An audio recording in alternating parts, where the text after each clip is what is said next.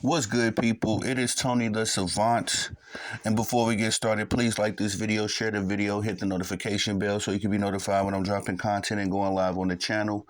As well, if you haven't already, please subscribe to the channel as I drop content daily, go live daily, stay very busy on the platform. And last but not least, please leave your thoughts and opinions in the comment section, as I'm always intrigued to hear what you all have to say about these topics. And ladies and sports fans and gentlemen, we are talking about the Inside the NBA crew today, as it has been reported that Inside the NBA, the television show, will be moved to ESPN slash ABC at the beginning of the next year, next season.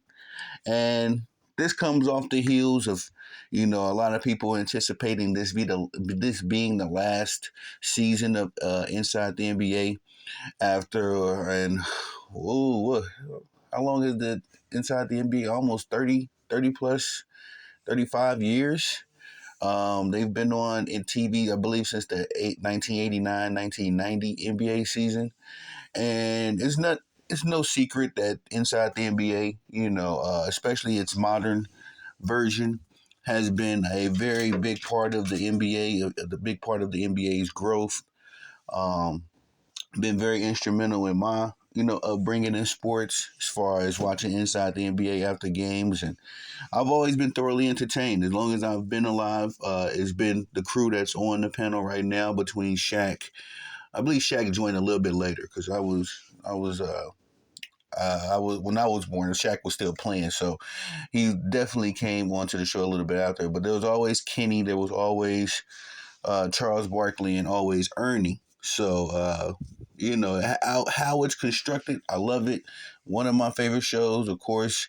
I got my criticisms, but overall, it's one of the few basketball shows, one of the few sports shows that I actually can watch full and be entertained by it. Uh, but with it moving to ESPN, this is where my concern does come in.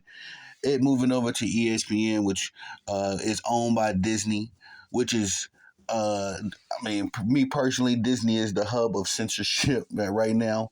Um, and not even so much like outwardly censorship, but just the matter of the fact that, you have to be able to present yourself in a certain way when working with ESPN and Disney. And I've seen this firsthand with the Pat McAfee show.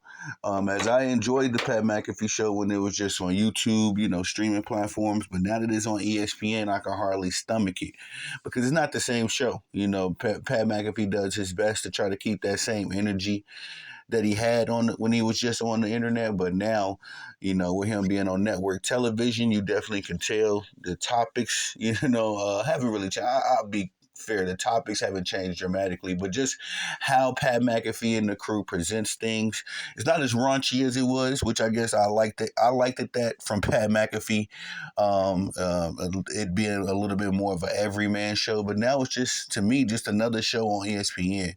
And me personally, I feel like ESPN is where sports go to be censored, especially nowadays in 2024, where everybody kind of totes the PC, politically correct line. I mean, even me, I got to kind of play ball as well, being on YouTube and these other social media platforms. Just can't really go in the way you want to go in, but at the same time, it's even more regulated on ESPN, even more so. So my number one concern is that, ESPN and ABC will tone down the likes of a Charles Barkley, who typically is, you know, uh, telling it like it is. He doesn't really cater to agendas. He doesn't cater to players, and respectfully, none of the guys on inside the NBA do.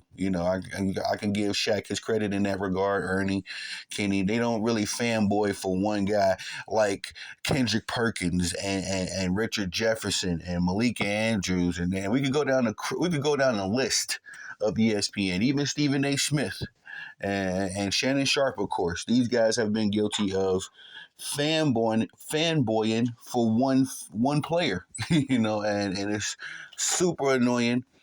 We all know who this one player got. If you don't know, it's LeBron. Most of the ESPN, they cater their network programming to LeBron James, and I just don't. I'm just hoping that it's not, that they don't do inside the NBA like that. That everything has to be LeBron James centric.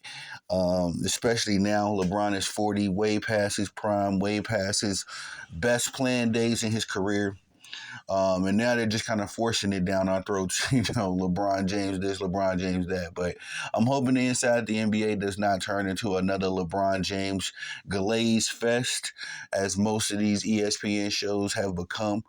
Um, but if it does, excuse me, if it doesn't, if they are able to, keep the same energy that they have now, I'll be tuning in. I'll be tuning in. Like I say, I respect Shaq's, Charles Barkley, Kenny Smith, and Ernie's. I respect, excuse me, their sports opinions, and even when they're on podcasts and they're talking sports and all that kind of stuff, I tune and tap in just to make sure.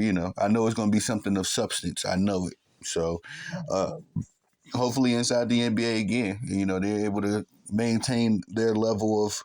Uh, their approach to delivering information. Hopefully, they don't scale it down or tone it down at all. And that, that's really my only concern inside of the move.